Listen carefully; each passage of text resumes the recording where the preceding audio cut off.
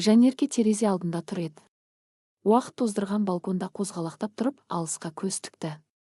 Төмендегі болып жатқан жайттар оған мүлде маңызды емес еді. Өлім аузында жатқан қала көмек сұрағандай көрінетін. Тас-талқан болған жолдар, суық пен қуаңшылықтан құрып кеткен гүлзарлар, қисайып кеткен қоршаулар бәрі тіршіліксіз күйде еді. Мына бұрышта бұрын жақсы дүкен болған. Ана жерде газет-журнал сататын дүңгіршек тұратын. Сәл әріректе балалар мен ересектерге арналған киім дүкені болатын. Бағасы да қол жетімді еді. Киім-кешекті жаңарту қиын еместін. Бірақ енді ол дүкендерден түкте қалмаған. Бұрынғының бәрі қаңыраған, Құдай да, адам да ұмытқан тастанды ғимараттарға айналды. Бүкіл маңда қалған жалғыз дүние 5-6 кварталға жететін кішкентай азық-түлік дүкені. Қайта өркендеп бір кездері гүлденген Шахтерлер қаласы енді жойылып бара жатты. Адамдар барын жинап бұл жерден кетуге асықты. Тіпті пәтерлерін сата алмайтынын білсе де, үмітсіз күйде кетіп жатты. Бірақ Толыбек олай етпеді. Ол өз жұмысына адал еді. Ол өз бригадасына жауапты болатын. Және ол үнемі менсіз олар не істейді деп айтудан танбайтын арасында олар не істер еді. Бірақ егер ол ескі шахтада опат болса, оның жұбайы не істемек? Бұл туралы ол неге екені белгісіз, мүлде уайымдамайтын. Сен тым көп уайымдайтын болдың, деді ер адам. Көйлегінің үстінен күртесін киіп жатып, ол балконға шығуға батпай, есік алдында кідіріп тұрды. Әр жолы жұмысқа кетер алдында әйелі бір көріністі қайта-қайта қайталайтын. Ол бұл жолы да көшу жайлы әңгіменің қозғалатынын білді. Мен енді шыдай алмаймын. Мына қаламен бірге менің де өмірім сөніп бара жатқандай, деді Жанерке көздеріне жас толып. Ол алысты көздеді, бірақ оның жанары ештеңе көрмейтіндей тұманданып кеткен еді. Бір күні сені де көміп тастайды, шынымды айтам. Ана Маржанның күйеуі Пашаны былтыр шахтада тірідей көміп кетті. Сенің шахтаң да сол жолда тұр, деді ол даусы дірілдеп. Тағы бір маусым жұмыс істеймін, уәде берем. Бар ақшамызды жинап, теңіз жаққа көшеміз. Үй сатып аламыз. Саған сол жалаңаш мысықты алып берем, есіңде ме, қалаған едің. Соған свитер тоқисың. Түнде де соны тоқып отырасың. Қаласаң тек жыламашы. Өзім де білем, бұл маусымда еңбек ақыны толық аламын. Ешкім тегін жұмыс істегісі келмейді ғой, деді Толыбек, әйелінің солғын жүзіне қарап жымиып. Соңғы бір жылдың ішінде Жанерке 5 жасқа қартайғандай көрінді. Терісі сұрланып, көзінің астына көлеңке түскен. Шашы да солғын тартып, кірпіктері бозарып кеткендей еді. Ол шынымен ақ бұл қаламен бірге сөніп бара жатқандай еді. Толыбек мұны жақсы түсінді. Бірақ жинаған ақшалары әрең жететінді білді. Ал бір маусымда жақсы табыс табуға болатын. Оның үстіне жалақы кешіктірілген айларды да төлейді. Сондықтан ол жұмысын бітіріп кетуге тиіс еді. Ол әйеліне соңғы рет көз тастады. Жанерке оған арқасын беріп, жемпірінің жеңін жүйке жұқарғандай қайта-қайта тартып тұрды. Шахталары ескі, қауіпті болатын. Бірақ әлі тірі. Бұл кәсіпорынға үлкен табыс әкеліп тұрған соңғы кен көзі. Толыбектің жұмыс кестесі өзгелерден өзгеше еді. Ескі, тозған автобус аялдамада күтулі тұрды. Ол секіріп мініп әріптестерімен амандасты. Жартық орындыққа жайғасқан соң автобус орнынан қозғалды. Шахтерлер әзілдесіп, әңгімелесіп отырды. Шахта олардың денесінде әрқашан із қалдырады. Бір жерде тыртық, бір жерде шаңнан қалғанда. Мұның бәрі оларға сол ауыр жұмысты әркез еске салып тұрады. Соңғы кенде таусылса, мен де біттім деген сөз, деді ол күлімдеп. Әйелің тағы да жылады ма? Бетіңнен өмірдің ізі де көрінбейді ғой, деді қасында отырған досы. Қолын қысып, ол бұл сөздерді басқа шахтерлер естіп қалмасын деп ақырын айтты. Әйеліңді түсінем. Бірақ көмектесудің жолын білмеймін. Күнде жылайды. Кейін басылады. Жұмыстан шыққаннан бері мүлде күйреп кетті. Қарауға обал. Бірақ дәл қазір көшіп кете алмаймыз. Башыға аз-маз ақша ұсынуың керек. Не дегенді айтпадым дейсің, бәрібір өз айтқанынан танбайды. Деді ол күрсініп. Бір апта қалды. Шыда. Ант етем, бәрін бір чемоданға салып, теңізге кетеміз. Үйдің терезесінен теңіз көрініп тұратын болады. Жақын жерде дүкендер болады. Ал ең бастысы, күн шуағы үзілмейді, деді ол үмітпен. Автобус тоқтады. Шахтерлер сыртқа шығып киімдерін ауыстырып, жер астына түсуге жиналды. Ескі көтергіш механизм сықырлап, 100 рет мінгендерге де қорқыныш сыйлады. Кабина сәл дір етті, тоқтап қайта баяу төмен сырғи бастады. Пәтердің бір түкпірінде, әрең дегенде сақталған жылылық пен жайлылық арасында, диванда Жанерке отырған. Жүрегі орнында емес. Бүгінгі күні ол әдеттегіден әлде қайда мазасыз еді. Жүрегі тоқтаусыз соғып, жүрегі айнып, шаштары тіпті ағарып кеткендей көрінді. Барлық тырнағын тістеліп тастаған, көк шай ішкен, мұздай душ қабылдаған, бірақ ештеңе көмектеспеді. Ол бір нәрсе болатынын анық сезіп отырды. Бүгін бір оқиға орын алатынын ішкі түйсігі сезіп тұрды. Әлсіздік пен үрейге жеңілген. Жылаудан көздері ісіп кеткен әйел бір мезетте ұйықтап кетті, түскі ас уақыты келген еді. Шахтерлер өзара сөйлесіп жатты. Сыртта суық болғанымен, іште керісінше өте ыстық. Бәрі бірге отырып тамақтануға кірісті, Толыбек досымен бірге сәл шеткерірек отырды. Бұл жер дәліз, тыныштау болатын. Осы кезде олардың жанына ірі денелі бурый түсті егеу құйрық жүгіріп келіп, Толыбекке қара-қара көздерімен тіке қарады. Қолын біріктіріп, алдыңғы аяқтарымен күлкілі түрде отыра қалды. Толыбек жымия түсіп, нанның үлкен бір үзіндісін үзіп берді. Егеу құйрық нанды алып қашып кетпестен дәл жанында отырып жей бастады. Анау бір ақылды жануар ғой. Біздің зиян келтірмейтінімізді білет, деп күлді досы. Оны қанша уақыттан бері тамақтандырып жүрсің? Осы шахтада істеп жүргеніме 2 жыл болды, 2 жылдан бері. Келеді, күтеді. Мен бармын деп сенеді. Сенімді жоғалтпайды. Өзінің тәтті үлесін алатынын білет, деді Толыбек егеу құйрықты қатты жүніне алақанын тигізе сипап.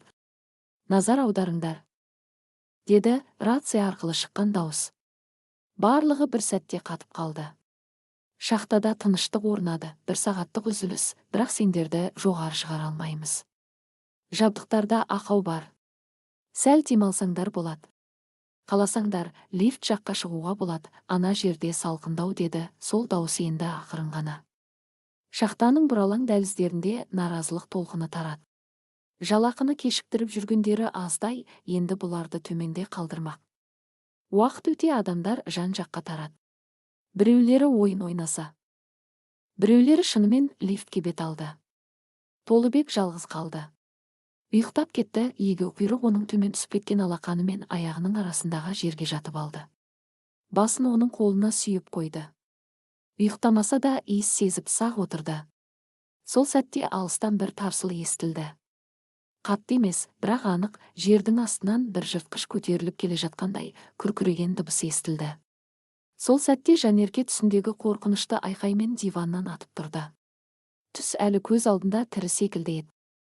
Ол абыржып, орнынан ұшып тұрып, телефонды ала салып, қабылдау бөліміне қоңырау шала бастады. Тәте, мен сізге айттым ғой, бәрі дұрыс, деген дауыс шықты ар жақтан. Бірақ Жанерке әлсіздіктен құлап түсті, тізерлей отырды да, телефонын құшақтап, егіліп жылады. Ол тез арада киініп, кроссовкаларын іліп кие салып, шахтаға қарай тұра жүгірді. Мүмкін дәл қазір тас пен ағаш тіректердің арасында көміліп, соңғы демін алып жатқан оның күйеуі Толыбек шығар. Сол кезде гүріл естіген егеу құйрық шиқ етіп айқайлап жіберді, бірақ оны ешкім естіген жоқ. Ол бар күшімен Толыбекті тістеп алды. Толыбек селк етіп оянды. Бастапқыда жануардың мұрнынан қағып жібермек болып еді, бірақ ол алға қарай жүгіріп кетті. Ол қайта келіп, лифтке қарай жүгіре жөнелді. Толыбек бәрін түсінді. Жүгіре жөнеліп, егеу құйрықты алды да, ішкі қалтасына тығып жіберіп, лифт жаққа қарай тұра қашты. Ыстық пен шаңнан тұншығып, бар күшімен жүгіріп бара жатты. Ал олардың артынан шахта біртіндеп құлап жатты. Су лап етіп кіріп, арттарынан қуса жөнелгендей болды. Шығарыңдар бізді, деп айқайлады шахтерлер лифт кабинасында тұрып. Бірақ кабина көтерілмей тұрды. Сықырлап қана баяу қозғала бастады да, қайтадан төмен сырғып кетті. Тезірек. Батып кетеміз, деп бірінен соң бірі айқайлап жатты шахтерлер. Қазір, жігіттер, қазір. 1 минут, деп айқайлады жоғары жақтан бір дауыс. Оның үні шахта ішінде жаңғырып кетті. Бізде 1 минут та жоқ, деп айқайлады Толыбек. Ол қасындағыларды қатты құшақтап тұрды. Егеу құйрық оның денесіне тығыла түсіп дірілдеп жатты. Міне, лифт қозғалды.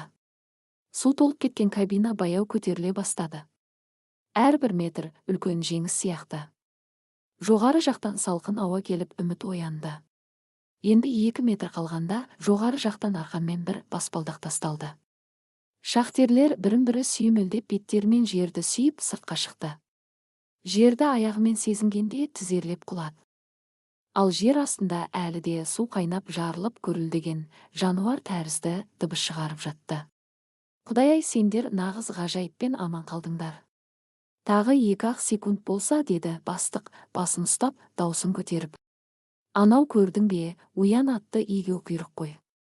Сол құтқарды. Егеу құйрық. Сенесіз бе? Деді жігіттердің бірі. Ал егеу құйрық болса, әлі де Толыбектің өңірінде тығылып, кішкентай тұмсығын шығарып, айнала топталып тұрған адамдарға көз тастап отырды. Демек, енді сенің үйің жоқ қой, солай ма? Деді Толыбек, егеу құйрыққа қарап, өзгелерден шетке шыққан күйі. Қаласаң, шығарып салайын. Егер қайда баруың бар болса, барасың. Ал егер қалсаң, онда менімен қал. Саған жаңа үй болады, ол күлімсіреді. Егеу құйрық біраз ойланып тұрғандай болды. Ол оған қалтасынан бір кішкентай печенье сынығын ұсынды. Егеу құйрық оны тісімен іліп алып, терең үңгірге кіріп, көзден ғайып болды. Ол Дика ғой. Уайымдама, деді досы, иығынан қағып. Бірақ мен оны өмір бойы ұмытпаймын. Иә, бәріміз де ұмытпайтын шығармыз, Жанеркең. Деп біреу айқай салды. Толыбек лезде сыртқа жүгіріп шықты, бақылау пунктінде айналып өтті. Шынымен де, Жанерке тау бөктерімен жүгіріп келе жатыр екен. Жолай көліктен түсе салып, аяғы дірілдеп, ентіге келіп жеткен әйел оны көрісімен тізерлей құлады, енді күш қалмаған еді. Толыбек оған қарай төмен жүгіріп барып, құшақтап, жұбата бастады. Ол үнсіз ғана оны құшағына алып, жылап тұрды. Кошмар бітті. Шахта енді жарамсыз еді. Барлық жұмысшыларды таратып жіберуге бұйрық берілді. Ал егер шахта жабылса, қаланың соңғы табыс көзі де жоғалды деген сөз. Жерасты суларынан тек шахта ғана емес, бүкіл қала қирап, аз ғана уақыт ішінде елеске айналуға жақын еді. Келесі таңертең Толыбек соңғы рет жұмысқа кетпей, қайта үйге келді, қалтасындағы қомақты жалақымен. Сосын олар екеулеп отырып, бәрін есептеп, бар заттарын бір чемоданға жинады. Пәтерді соңғы рет шолып шығып, мұңлы жымиып, ол үймен мәңгілікке қоштасты. Бұл үйге енді ешкім қоныстанбайтынын білді. 17 үйдің соңғы тұрғындары көлігіне мініп қаладан кетіп қалды. Олар жалғыз емес еді. Сол күні қайтар жолы жоқ шекарадан тағы 3 көлік өтті. Жолдары 2-ге айырылды, бірақ бәрінің де алда жаңа өмір күтіп тұрған. Бірінші рет Жанерке ұзақ әрі тынымсыз ұйықтады. Ешқандай қорқынышты түс көрмеді. Еш дауысқа оянбады. Олар жолда 6 күн болды, 6 ұзақ күн. Күндіз жүріп, түнде мотельдерде қонып, жол бойындағы асханаларда тамақтанды. Бірақ бұл сапар сол қорқынышты күндерден кейін жұмақтай көрінді. 6-шы күні олардың пикапы тоқтады. Алдарында тұрған кең 2 қабатты, бағаналы, балконы мен лоджиясы бар. Жасыл шырмауық пен раушан гүлдер оралған әдемі коттедж енді тек екеуіне тиесілі. Олар аулаға кірген бойда жүректерінің түбінен, міне, біз өз үйімізге келдік деген сенім оянды. Бір кеште екеуі балконда отырып, дауылдан кейін тыныштала бастаған теңізге қарап отырды. Міне, ол теңіз тура алдарында 10 минуттық жаяу жол. Жанеркенің көңілі тыныш еді. Ақыры олар тірі өмір сүріп жатты. Жанында сүйікті жары, ал тізесінде күйеуі уәде еткен сол жалаңаш мысықтың күшігі ұйықтап жатты. Толыбек әйеліне қарап отырып, оның соңғы бір айда қаншалықты өзгергенін көрді. Ол жасарып көріктене түскен. Бірақ ең бастысы, қайтадан бақытты көрінді. Бұл оның күйеуі үшін ең үлкен марапат еді. Олар көшіп, жаңа өмір бастағанымен, Толыбек өз өмірін сақтап қалған егеу құйрықты ешқашан ұмытпайтын еді.